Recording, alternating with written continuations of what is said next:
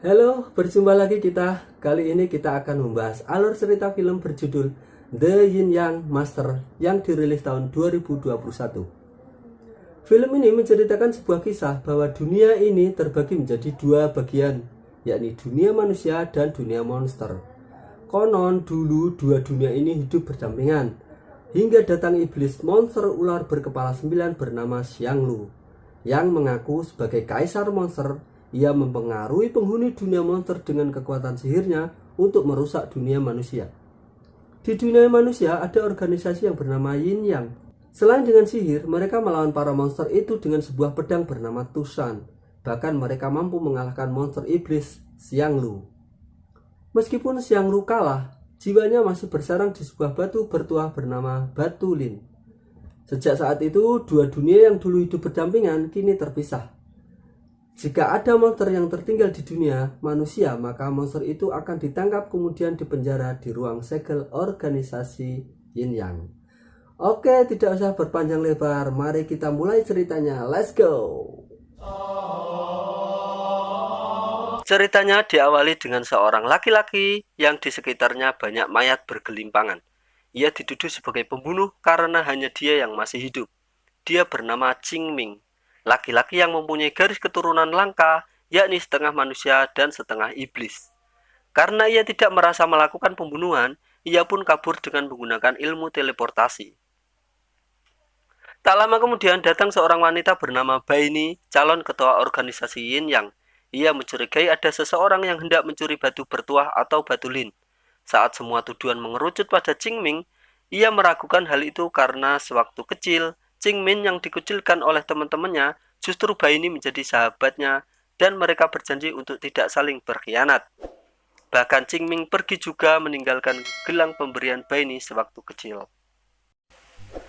7 tahun kemudian setelah kejadian itu, di kota Pingjing nampak rombongan yang hendak mengirim upeti kerajaan yang dipimpin oleh seorang panglima bernama Yuan Boya. Saat melewati sebuah hutan, ada sesosok makhluk yang mencegat rombongannya. Ia pun maju guna melawannya. Kepala makhluk itu berhasil dia pisahkan dari badannya, namun kepalanya bisa disambung lagi dan pertarungan pun berlanjut.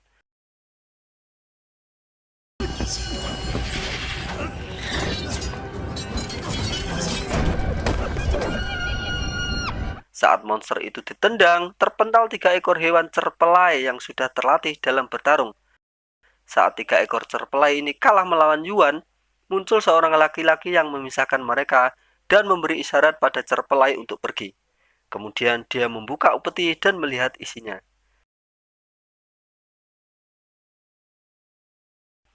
Saat Yuan mengetahui laki-laki itu teman dari cerpelai, ia langsung menyerangnya. Namun dengan sedikit sihir saja, Yuan sudah dibuat tidak berdaya. Kemudian laki-laki itu memberi sebuah isyarat panggilan yang ternyata muncul hewan-hewan lain dengan jumlah yang banyak. Hal ini membuat Yuan dan anggotanya terbengong-bengong. Laki-laki itu tak lain adalah Qing Ming, si garis keturunan langka. Kemudian hewan-hewan itu membawa semua upeti serta meninggalkan Yuan dan anak buahnya.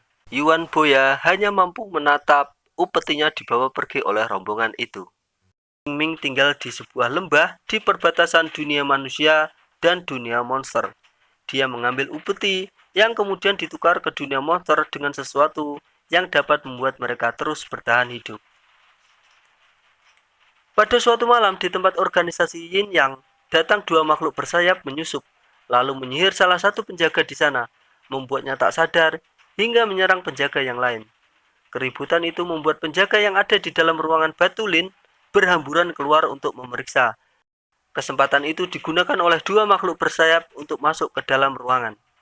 Setelah mengalahkan sisa penjaga di dalam, mereka membuka segel dengan mantra guna mengambil batu lin yang tersimpan di dalamnya.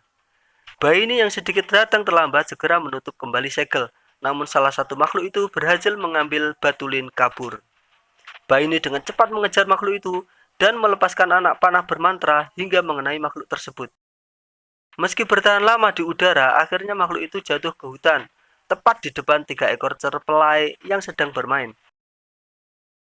Melihat batu lin yang bersinar, menarik perhatian para cerpelai, hingga salah satu dari ketiganya menelan batu itu hingga membuatnya pingsan. Makhluk bersayap yang dikejar organisasi Yin Yang berhasil kabur menemui seseorang wanita salju dari dunia monster dan seorang berpakaian hitam dengan monster telapak tangan. Karena dianggap gagal, wanita itu membekukan makhluk bersayap yang kemudian monster telapak tangan membunuhnya. Kembali ke hewan cerpelai yang menelan Batulin. Dengan mengendap-endap mereka memasuki lembah tempat tinggal mereka. Namun tetap saja, Qingming yang menjadi ketua mereka memergokinya. Akhirnya, cerpelai ini pun menceritakan kejadian yang sebenarnya dengan gerakan-gerakan isyarat. Qingming pun akhirnya tahu jika ternyata salah satu cerpelai ini pingsan dikarenakan makan sesuatu. Saat ia mendekatinya, keluar aura jahat dari mulut cerpelai itu, di mana ia mendengar suara yang pernah ia dengar sejak ia masih kecil, hingga membuatnya khawatir. Itu adalah iblis Xianglu. Kemudian Qingming memasukkan cerpelai itu ke dalam bilik, lalu menyegelnya. Ia berpesan pada yang lain untuk berjaga-jaga, sedang ia akan pergi ke dunia monster untuk mengambil sebuah pedang yang dulu pernah dipakai untuk mengalahkan monster iblis Xianglu. Pedang itu adalah pedang Tusan, untuk berjaga-jaga jika iblis ular berkepala 9 itu benar-benar akan bangkit. Para tetua organisasi Yin Yang sedang melakukan rapat membahas hilangnya Batulin. Tujuan mereka tetap mengerucut pada Qingming yang dulu pernah membunuh anggota organisasi Yin Yang. Dua makhluk bersayap itu adalah suruhan Qingming. Bai ini semakin bingung antara percaya dan tidak percaya, karena Qingming yang ia tahu sejak kecil, ia adalah anak yang baik, meskipun di dalam tubuhnya ada campuran keturunan iblis. Di istana kerajaan, Panglima Yuan Boya diminta untuk bertanggung jawab atas hilangnya upeti kerajaan yang dicuri oleh Qingming. Ia diberi waktu 3 hari untuk mengembalikan harta tersebut. Akhirnya, Yuan memutuskan untuk menangkap sendiri kelompok yang telah membegalnya. Ia menemui seorang dukun terkenal di kampung sebelah. Saat ia masuk ke dalam rumah sang dukun, di dalam sudah ada wanita cantik yang juga mencari keberadaan Qingming, bernama Sharla.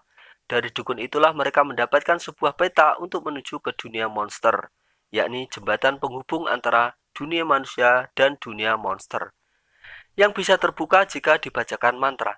Kebetulan, Yuan masih menyimpan kertas mantra yang ditinggalkan Qingming saat membegalnya. Melihat itu, Sharla memohon pada Yuan agar ia diajak bersamanya. Akhirnya mereka melakukan perjalanan berdua, dan Yuan mengikat tangan Sharla karena sebelumnya ia bersifat kasar padanya. Entah berapa lama mereka melakukan perjalanan sesuai petunjuk peta. Akhirnya mereka sampai di gerbang penghubung dua dunia, namun tak nampak ada jembatan di sana. Sharla meminta kertas mantra milik Yuan, lalu ia melakukan pelafalan mantra dan beberapa gerakan aneh. Dan semakin aneh lagi saat ternyata ia mampu membuka gerbang jembatan penghubung antara dunia tersebut. Saat sampai di dunia monster dalam pencarian Qingming, Sharla menyemprotkan minyak ke tubuhnya. Konon minyak ini mampu menutupi aroma manusia saat membaur dengan para monster. Dan ia menyemprotkan minyak tersebut ke Yuan Buya dengan mulutnya. Jijik ya. Setelah lama mencari di dunia monster, akhirnya mereka berhasil menemukan Qingming. Dan ternyata tujuan mereka berdua dalam mencari Qingming tidaklah sama. Sharla ingin mengabdi karena dulu pernah diselamatkan oleh Qingming, sedang Yuan Boya ingin menangkapnya. Namun Qingming tidak menanggapi mereka karena Qingming sendiri mempunyai tujuan di dunia monster kali ini, yakni mengambil pedang Tusan, dengan sedikit mantra yang membuat keduanya berpelukan mesra. Mantap. Monster yang memiliki pedang Tusan adalah pebisnis, maka Qingming menawarkan 2 orang yang mengikutinya sebagai bahan pertukaran. Akhirnya ia menyetujuinya. Di dunia monster ada juga adu domba yang digelar seperti gladiator, dan Yuan dijadikan petarung untuk taruhan. Dan lawannya adalah makhluk kecil berwarna merah. Tak nampak seperti petarung, melainkan makhluk kecil yang lucu dan imut. Namun saat Yuan memukul tubuh makhluk tersebut, tubuh mungilnya membesar hingga Yuan berbalik jadi bulan-bulanan. Diam-diam, Qingming membantunya dengan mantra. Saat monster itu melangkah, ia terpeleset jatuh, dan ketika hidungnya terbentur ke lantai, tubuhnya mendadak mengecil. Sarla yang mengetahui hal itu memberitahukan pada Yuan untuk terus memukul hidungnya hingga makhluk itu kembali seperti ukuran semula. Peraturan di dalam pertarungan tersebut adalah yang kalah harus dibunuh. Namun Yuan tidak melakukannya dan malah melompat ke atas membuat keributan. Makhluk merah yang jadi lawan Yuan membantunya karena ia tidak dibunuh oleh Yuan. Qingming yang melihat Yuan menguasai lawannya meninggalkan arena tersebut untuk mengambil pedang Tushan dalam sebuah ruangan.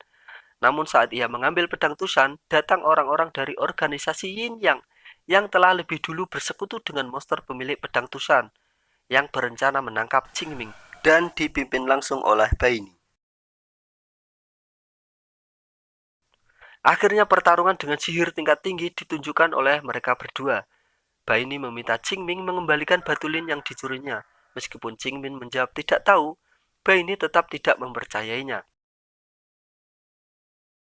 Akhirnya terjadi aksi kejar-kejaran yang membuat pedang Tushan jatuh ke bawah, di mana Yuan dan Sarla sedang melawan para monster.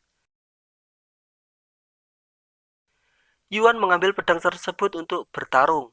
Qingming pun segera turun untuk mengamankan pedang tersebut. Namun orang-orang dari organisasi Yin yang menyerangnya secara bersamaan. Di saat genting itulah Baini memutuskan untuk mempercayai Qingming dan membantunya. Namun ia sempat terluka. Melihat Baini mengeluarkan darah, jiwa monster dalam diri Qingming bangkit.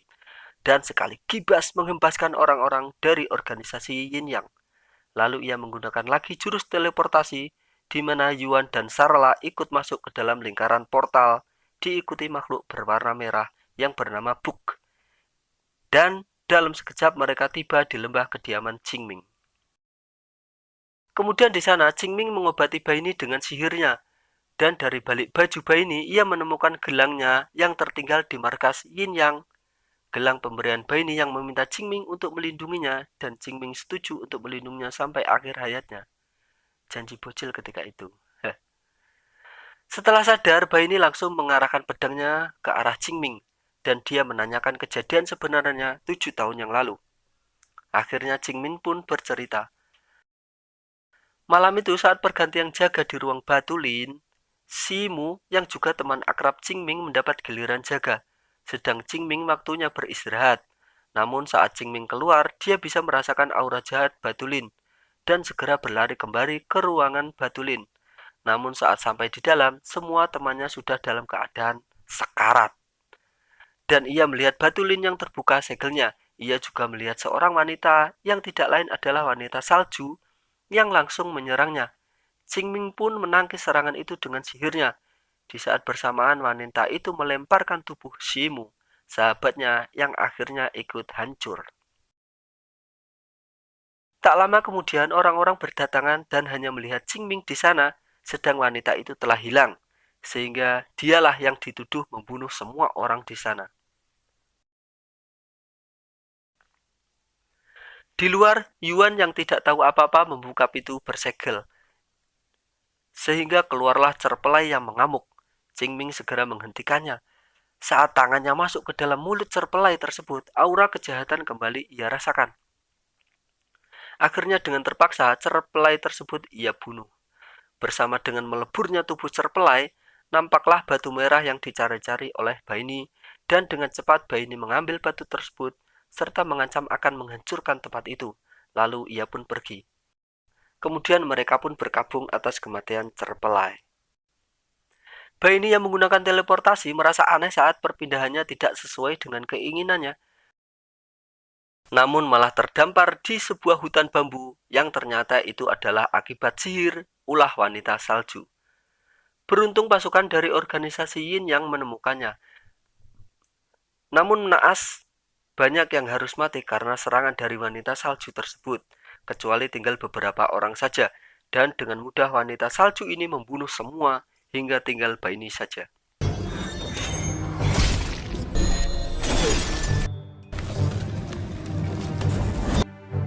Dengan luka yang dialami Baini sebelumnya, ia pun kalah saat menghadapi wanita salju.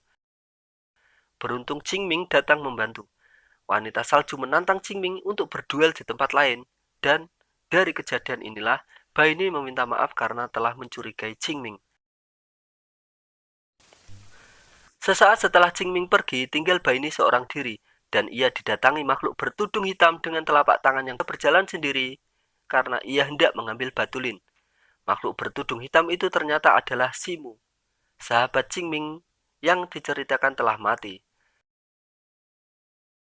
Ternyata ia ingin memiliki kekuatan besar seperti Qingming. 7 tahun yang lalu, dialah yang membuka segel batu lin setelah ia membunuh semua temannya di sana. Namun saat dia memegang batu lin itu, ia hampir terbunuh karena ia bukanlah keturunan monster, dan wanita salju itu segera memotong tangannya. Saat Qingming datang, wanita itu melempar tubuh orang lain yang disangka Qingming itu adalah tubuh Simu. Setelah menceritakan hal itu pada Baini, ia mengambil batu lin, lalu menancapkan ke dalam tubuhnya, yang membuat tubuhnya berubah menjadi makhluk bertanduk. Serta telapak tangan yang tadinya kecil berubah membesar sehingga bisa dinaiki olehnya. Di tempat lain, Qingming dengan mudah mengalahkan wanita salju, dan dari wanita inilah ia mengetahui jika Simu masih hidup, dan dialah yang membunuh semua orang di ruangan batu lin 7 tahun yang lalu. Simu yang telah berubah jadi monster menggunakan sihirnya di dunia monster untuk mempengaruhi mereka agar menyerang dunia manusia. Di sisi lain, anggota Qingming yakni para hewan-hewan aneh pun telah bersiap untuk bertarung melawan para monster. Ini adalah hari yang dikhawatirkan oleh Qingming. Inilah tujuan mereka dilatih selama ini. Dan mereka pun berangkat menuju gerbang 2 dunia. Qingming langsung menuju ke dunia monster guna mencari Simu. Dan setelah berjumpa, pertarungan pun terjadi. Awalnya Qingming berhasil menusukkan pedang Tusan. Namun karena Simu sudah OP, pedang itu malah lebur saat dipegang olehnya. Hingga akhirnya Qingming pun dihajar habis-habisan oleh Simu. Lalu ia dibawa ke jembatan penghubung 2 dunia, di mana terjadi pertarungan sengit antara monster dan anak buah Qingming.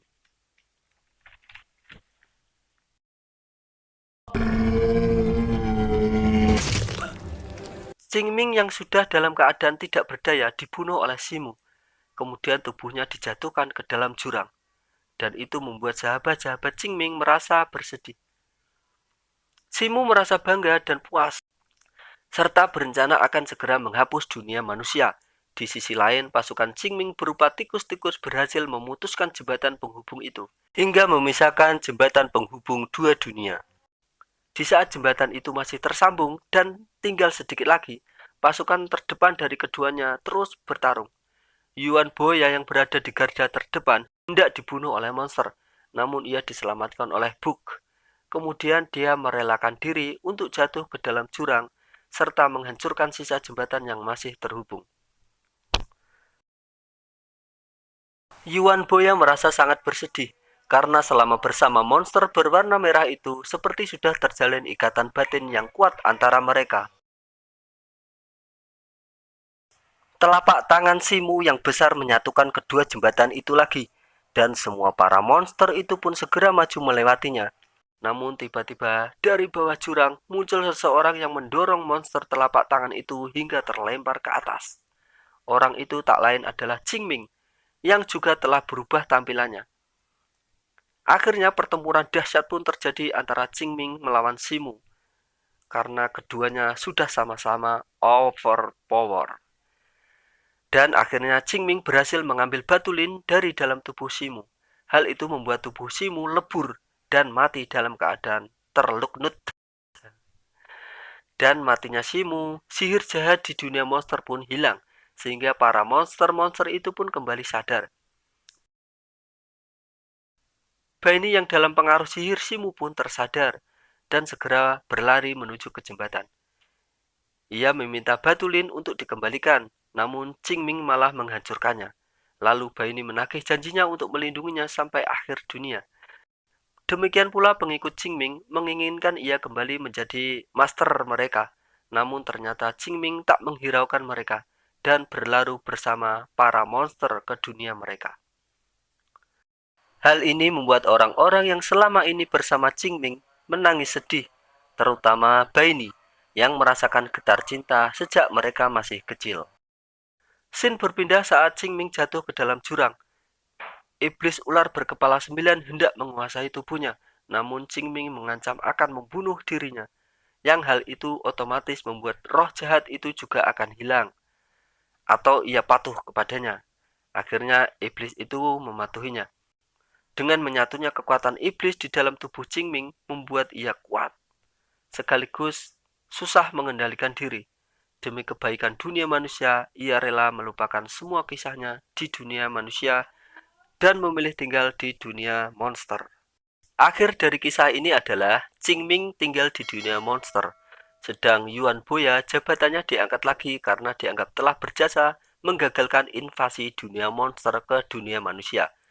Dan karena ia telah jatuh cinta kepada Sarla yang cantik dan imut, ia pun mengajak Sarla untuk menikah.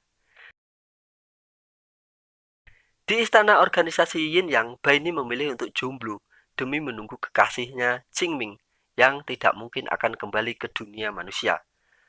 Ntar kalau endingnya mereka bersama, bakal ada lagi dong keturunan langka cloning antara manusia dan monster.